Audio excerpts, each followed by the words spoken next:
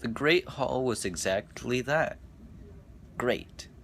The room was extremely large and echoed like a Roman amphitheater, which was appropriate because rows of armor, swords, and other weapons lined the walls. Some were so large, like the jousting spears, that they reached almost to the ceiling. The colored panes in the tall stained glass windows, at once vibrant, would shift quickly to darker shades, then back again. Astrid supposed it was an effect of the darkening clouds passing by overhead. The chosen family members began filing into the room. Some looked surprised to be there and eagerly took a seat.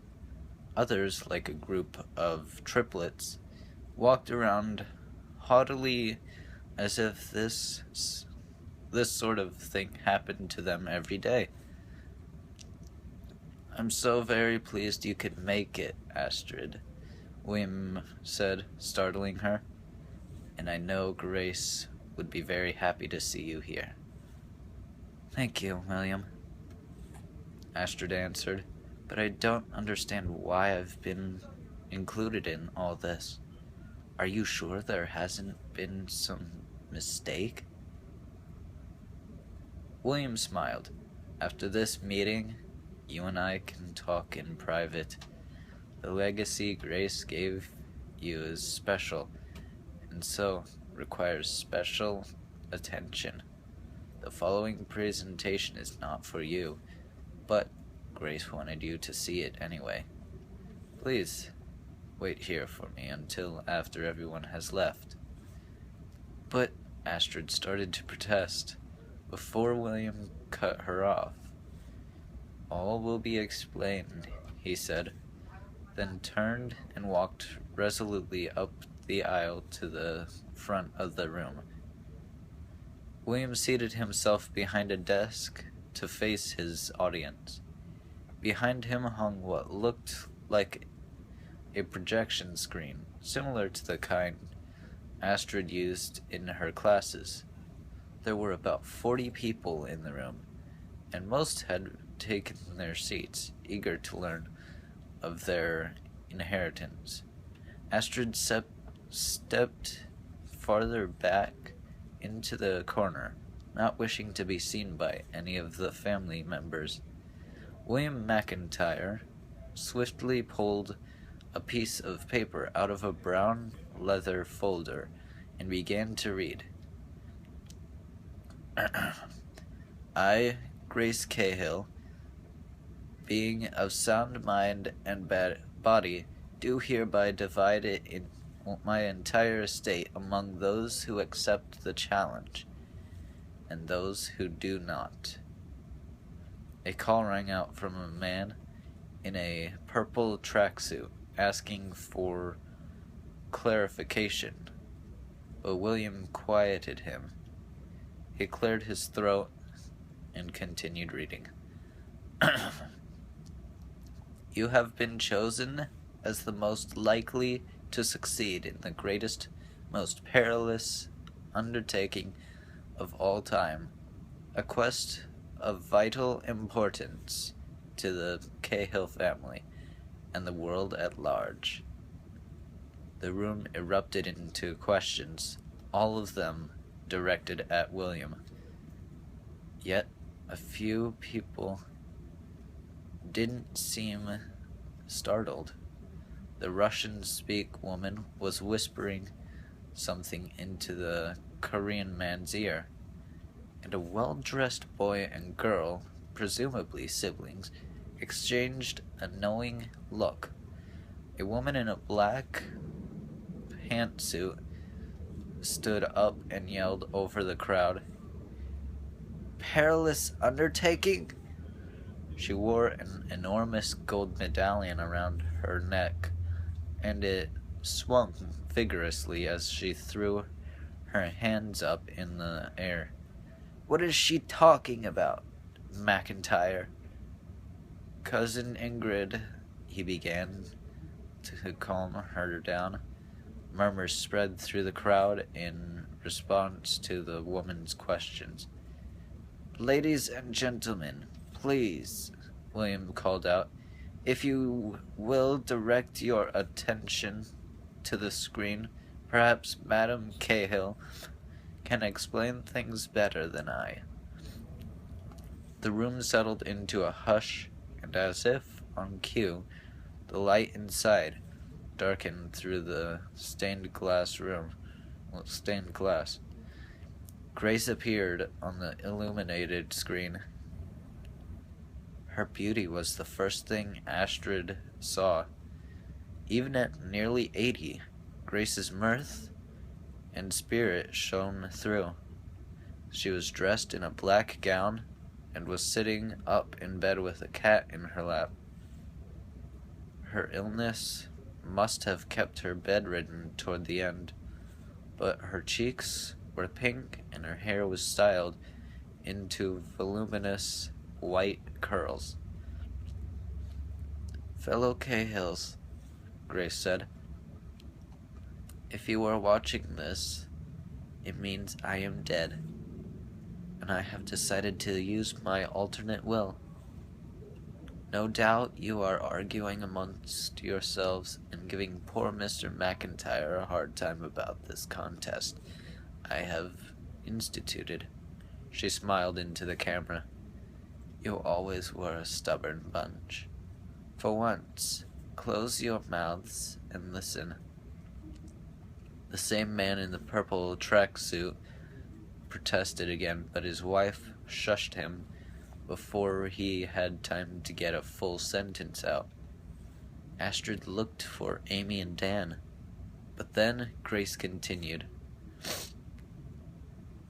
"I assure you this contest is no trick. It is deadly serious business. Most of you know you belong to the Cahill family, but many of you may not realize just how important our family is. I tell you that the Cahills have had a greater impact on human civilization than any other family in history." Oh God, this is what Grace was trying to explain to me. 500 years of Cahills and my relatives, Grace continued. You stand on the brink of our greatest challenge.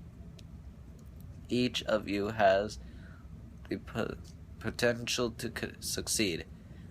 Some of you may decide to form a team with other people in this room to pursue the challenge. Some of you may prefer to take up the challenge alone. Most of you, I'm afraid, would decline the challenge and run away with your tails between your legs. Only one team will succeed, and each of you must sacrifice your share of the inheritance to participate. Astrid watched Grace hold up a manila envelope sealed with a wax stamp. Grace's eyes were brilliant and hard as she stared again into the camera. If you accept, you shall be given the first of 39 clues. These clues will lead you to a secret which, should you find it, will make you the most powerful, influential human beings on the planet. You will realize the destiny of the Cahill family. I now beg you all to listen to Mr. McIntyre. Allow him to explain the rules. Think long and hard before you make your choice." Grace paused and gave the camera one last long look before she concluded. "I'm counting on you all. Good luck, and goodbye." Then the screen went dark. Grace's image stayed in Astrid's mind for several seconds. Grace was really gone? The storm clouds outside had finally broken, and heavy raindrops pounded against the stained glass windows of the great hall. Astrid tried not to feel alone, but she couldn't help thinking that this was not how it was supposed to be. Grace promised to help. Astrid looked for Amy and Dan, first as her eyes adjusted to the light. She found them sitting toward the front of the room, on the far side. Amy's face was wet with tears, and her cheeks were glistened in the shifting light of the room. Her brow was furrowed, and Dan put his arm around her slumped shoulders. She kept staring at the screen where Grace's image had been just moments before, blinking back tears. The great hall had once more erupted into shouts, jeers, and angry questions. One after the other, the squabbling group of relatives asked William what it all meant. "Now, if I might be able to finish," he began again. "But what's this about sacrificing our inheritance?" An older woman who bore a slight resemblance to Grace complained, "Where's the money?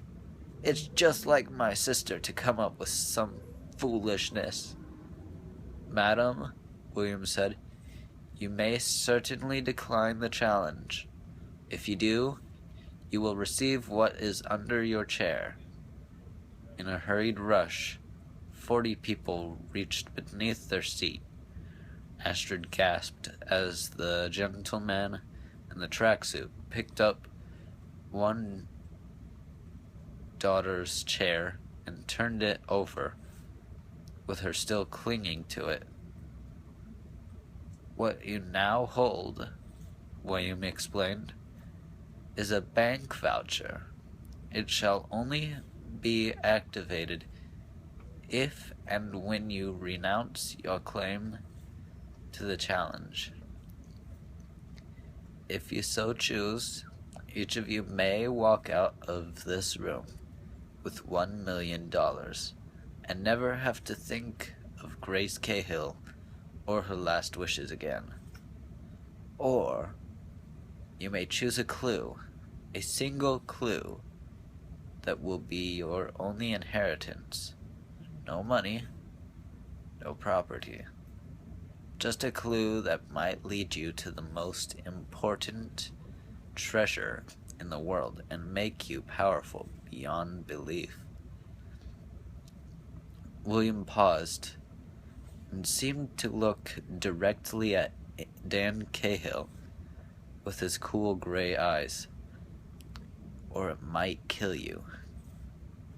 $1 million or the clue. You have 5 minutes to decide."